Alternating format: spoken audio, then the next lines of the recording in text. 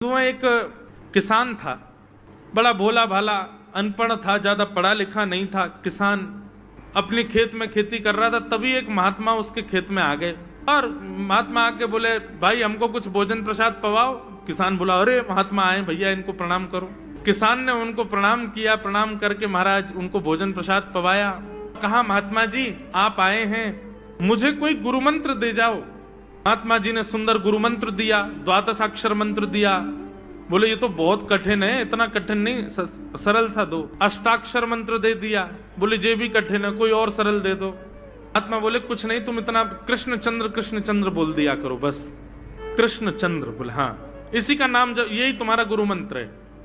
इतना भोला बेचारा याद करने लगा, उसको याद ही नहीं होवे कृष्ण चंद्र कृष्ण चंद्र कृष्ण चंद्र। अब भूल ना जाऊं इसके लिए बोलता रहता था 24 घंटे, कृष्ण चंद्र कृष्ण चंद्र कृष्ण चंद्र। अपने खेत में हल जोत रहा था, कृष्ण चंद्र बोल रहा था। इतने में उसकी पत्नी आ गई, अरे सुनो तुम्हारे लिए भोजन लाई हूं, जल्दी कर लो। बोले कृष्ण चंद्र कृष्ण चंद्र कृष्ण चंद्र। पत्नी पीछे लग गई, पीछे, भोजन तो कर लो, रोटी तो खा लो, ठंडी हो जाएगी।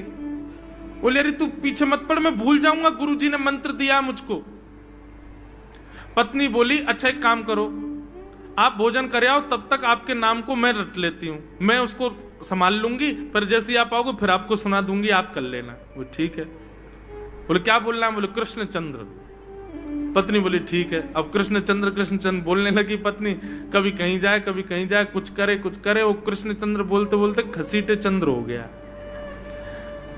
लौट करके अपने पति के पास, पति बोल, हाँ वो मैं भोजन कर लिया, जल्दी गुरु मंत्र सुना दे मुझको, क्या था मैं तो भूल गया। बोले घसीटे चंद्र। वो उसी से ही हल जोतने लगा, घसीटे चंद्र घसीटे चंद्र घसीटे चंद्र। आकाश में वैकुंठ में बैठे हुए वैकुंठनाथ भगवान प्रसन्न हो गए और प्रसन्न होकर के बोले, लक्ष्मी जी हम जा रहे हैं। बोले कहाँ? बोले एक किसान का उद्धार करने जा रहे हैं, उसको वैकुंठ लेके आएंगे। लक्ष्मी जी बोली, आपका अशुद्ध नाम बोल रहा है वो, आपका अशुद्ध नाम उच्चारित कर रहा है वो, और आप कह रहे हो कि इसका कल्याण करूंगा मैं। ठाकुर जी बोले, देखो नाम भाव कुभाव अनख आलसहु, नाम जपत मंगल दिश। नाम कैसे भी जपे कोई दोष नहीं है, बस भाव मेरे प्रति होना चाहिए। वो नाम भले ही गलत जप रहा है, लेकिन उसके हृदय में तो मैं ही हूं ना। और एक बात बताऊं लक्ष्मी जी आपको। बोले क्या? बोले ये घसीटे चंद्र अशुद्ध नहीं है, मेरा नाम है ये भी। बोले क्यों? बोले जब हम छोटे थे तो बाल लीला कर रहे थे ब्रज में, यशोदा मैया खूब नहलाती धुलाती और बढ़िया सुंदर श्रृंगार करती, लेकिन हम पूरे नंद भवन में कुटमुन चल चल के कभी नीचे लुढ़क करके कभी ऊपर गिर के सब माला तोड़ लेते, अस्त व्यस्त वस्त्र कर लेते, घुंघराले केशों की ऐसे भुज्जा बना लेते, ऐसा रूप बना लेते। यशोदा मैया बोली, आओ मेरे घसीटे चंद्र, सुबह कृष्ण चंद्र बना के भेजती हूँ, घसीटा चंद्र बन के आता है शाम को। तो बोले तब यशोदा मैया ने हमारा नाम रखो घसीटे चंद्र, तो इसलिए शुद्ध नाम है। तो ठाकुर जी के बहुत सारे नाम हो गए, कनुआ, गोपाल, गोविंद, माधव, कन्हैया। यशोदा जी का प्रिय नाम है कन्हैया। मैया लाल जी को इसी नाम से पुकारती है। ठाकुर जी अब धीरे धीरे 3.5 वर्ष के हो गए, और जैसे ही 3.5 वर्ष के भय महाराज, मानो जैसे उनके शरीर में स्प्रिंग एक्टिवेट हो गई हो। इतना ऊधम मचाते हैं, इतना ऊधम मचाते हैं, पूरी गोकुल की नाक में दम कर रखा ठाकुर जी ने।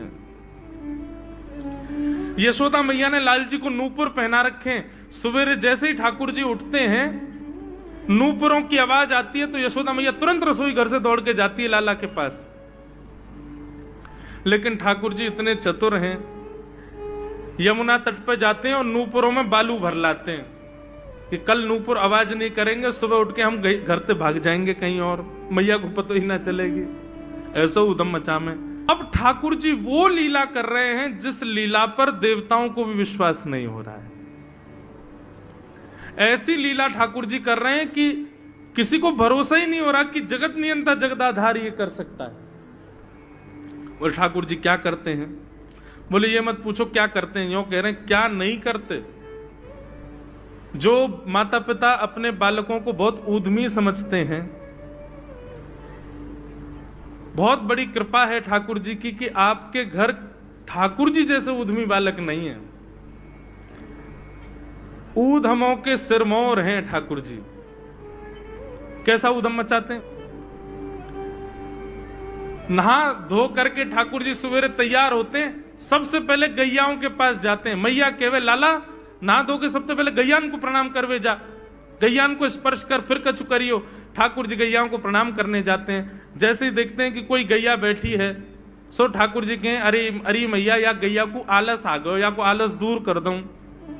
सो बैठी हुई गैया के ठाकुर जी सींग पकड़ लेते हैं और सींग पकड़ करके अपनी ओर खींचते हैं। दूसरी तरफ से सींग बलराम जी पकड़ लेते हैं। अब ऐसे सींग पकड़ करके ऐसे ऐसे गैया के सींग हिलाते हैं। अब बैठी रहती गैया थोड़ी देर तो कोई बात नहीं, जैसे जोर जोर से हिलाना प्रारंभ करते हैं सोई गैया खड़ी हो जाती है। और जैसे गैया खड़ी होती ठाकुर जी लटक जाते हैं सींगों से। अब ठाकुर जी को तो बढ़िया झूला बन गया, गैया की सींगन पर झूल रहे हैं। थोड़ी देर तो गैया इधर से उधर ठाकुर जी को झुलाती रहती है, लेकिन थोड़ी देर बाद जैसे ही ठाकुर जी की पकड़ कमजोर होती है, गैया को पता चल जाए कि अब लाला गिरवे वार होए। सो गैया भी इतनी चतुर कि वो गोबर में ही जाके खड़ी हो गए। ठाकुर जी के ने आगे को चल, मैं गोबर में है जाऊंगा। गैया के ना अब तो मैं यही खड़ी रहूंगी, तुम गोबर में ही गिरो। और सोई ठाकुर जी को हाथ छूट जा, मैया मैया बचाइयो, देख जे गैया मुंह को गोबर में फेंक रही है। अब मैया जब तक बचावे आवे तब तक तो लाल जी के हाथ छूट जाएं और ठाकुर जी गले गले तक गोबर के ढेर में जाके गिर जाएं। तो यशोदा मैया निकाले, कितनों सजाए लो, कितनों ए लाला तू वैसे ही कारो, ऊपर ते मैं तो को बढ़िया सुंदर बना के रखूं, लेकिन तू घूम फिर के गोबर में ही आके चौं खेले। मोकू तो लगे तू पूर्व जन्म को सूकर दीख है। ठाकुर जी मंद मंद मुस्कुरा रहे, हाँ मैया जे बरा भगवान को अवतार भयो ना, जाने पृथ्वी की रक्षा करी हिरण्याक्ष थे। भैया बोली हाँ वो मैं ही तो हतो, मैं जय जय हूं मैया, वो बरा भगवान ही जय जय, वही जय जय तेरे यहाँ लाला बन के आयो है। यशोदा मैया के बातन ने मत बनाए कर, नेक नेक बड़ो है क्यों बोलो सीखो, ऐसी बात बनावे, जय जय बोले अपने आप पे, नावे धोवे है ना है, मोह पहुंचे ना है, मैं जय जय हूं। ऐसी मधुर लीला ठाकुर जी कर रहे हैं। आकाश में 33 कोटि देवता ये लीला देख करके अपने नेत्रों पर विश्वास नहीं कर रहे। ऐसे मधुर ठाकुर जी। एक दिन नंद भवन में गैया ब्याह गई। जैसे ही गैया ब्याई, ठाकुर जी जैसे ही गैया ब्याती है तो ठाकुर जी वहीं खड़े हो जाते हैं। और बंधुओं शास्त्रों में आज्ञा है कि गाय जब ब्याह रही हो, बछड़े को जन्म दे रही हो या बछिया को जन्म दे रही हो, उस समय गैया जो होती है वो दो मुखी हो जाती है। एक मुख तो सामने है, और जब जन्म देती है तो बछड़ा या बछिया उसका मुख जब बाहर आता है तो दो मुखी हो जाती है। ऐसी दो मुखी गैया की जब आप परिक्रमा करते हो तो पूरे ब्रह्मांड की परिक्रमा का फल प्राप्त होता है।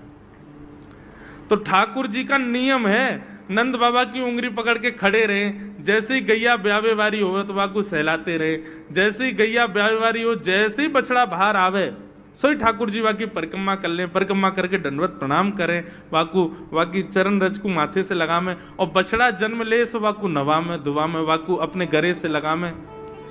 एक दिन ठाकुर जी जोर जोर से रोने लगे। बछड़ा जैसे ही जन्म लियो बछड़ा ने, ठाकुर जी रोने लगे। नंद बाबा शांत करा में नहीं माने, बलराम जी ने शांत करायो नहीं माने। यशोदा मैया बोले लाला का भयो, तू रो क्यों रोए? बोले मैया मेरे संग बहुत बुरा भयो। यशोदा मैया बोली कहा भयो? बोले गैया के बछड़ा ने जन्म लियो। मैया बोली तो वाह बछड़ा को मैंने मुंह खोल कर देखो, वाह के सबरे दांत ने करे आए।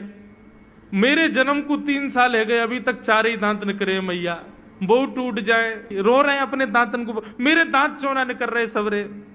बाप बछड़ा के जन्म लेते सबरे दांत आ गए, मेरे दांत चौने ही आ रहे हैं। यशोदा मैया ऐसी मधुर बात सुनकर के झूठी झूठी कहती, मैया कहती लाला तू दूध ना पीवे ना, पूरे दिन मक्खन खावे, मक्खन चीकनो होवे, दांत निकरे चिकनो है कि सुई पेट में चलो जाए, तू दूध पिए कर। चोटी पकड़ के रोते मैया मेरी चोटी चौना भर रही। बलराम की चोटी देखो कैसी नागिन जैसी चोटी है वाकई, और मेरी चोटी कैसी है मैया, नेक सी पतरी सी। मैया बोले लाला तू दूध ना पीवे, दूध ते चोटी बड़े। बलराम देखिए ऐसा जग भर के दूध पीवे। सो ठाकुर जी दूध को पात्र हाथ में ले में, अपनी चोटी खोल ले में, और फिर चोटी पकड़ करके दूध पी में, और दूध पीते पीते नापते रहे कितनी बड़ी भई कि ना भई अभी। ऐसी मधुर लीला ठाकुर जी करते हैं। ऐसी लीलाएं हैं ठाकुर जी की कि उन लीलाओं को सुनकर के जो ज्ञान के मार्ग को नहीं समझ पाते, जो वैराग्य के मार्ग को नहीं समझ पाते, जो ज्ञान और वैराग्य से ठाकुर जी को प्राप्त नहीं कर पाते, वो इन लीलाओं से ठाकुर जी के हो ही जाएंगे। ऐसी लीला है।